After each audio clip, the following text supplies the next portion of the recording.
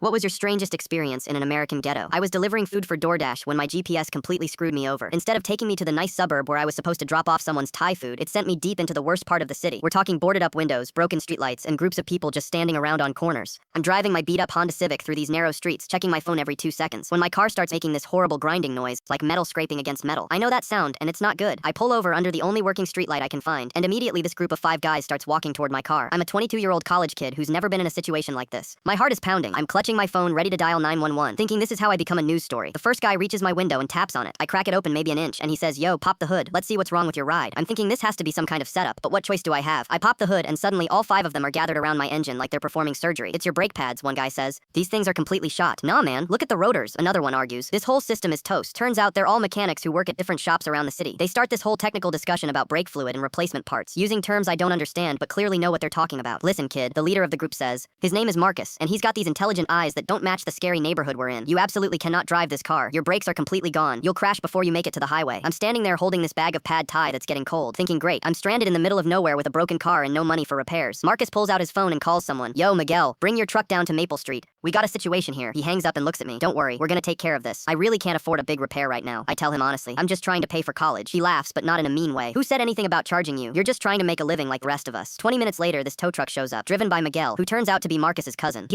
They load my Honda onto the truck like it's the most natural thing in the world. "Follow us to my buddy's shop." Marcus says, "We'll get you sorted out." We drive about 10 minutes to this auto repair shop that's clearly closed for the night, but Miguel has keys. They roll my car into the bay, turn on all the lights, and start working. I'm sitting in the waiting area watching these guys completely disassemble my brake system, as they're sucking around, playing music from someone's phone, treating this like it's just another Tuesday night instead of them doing a massive favor for a complete stranger. "Why are you helping me?" I finally ask Marcus when he takes a break around midnight. He wipes his hands on a rag and thinks for a second. "You know what people say about this neighborhood, right? They think we're all criminals and thugs, but most of us are just working people trying to get by. Sometimes you get a chance to show someone that the stereotypes are wrong." They worked until 2:30 in the morning, completely replaced my brake pads, and resurfaced my rotors. When they finished, Marcus test drove my car around the block and declared it safer than when I bought it. "What do I owe you guys?" I asked, pulling out my wallet, even though I knew I only had about $40. "Nothing," Miguel said. "Just remember us when people start talking trash about this neighborhood." Marcus handed me his business card. "But if you ever need real car work done, come see me during business hours. I'll give you the family discount." I drove home that night with the best brakes my car ever had, and it didn't cost me a penny. More importantly, I learned that sometimes the people you're taught to fear are the ones who'll help you when you need it most.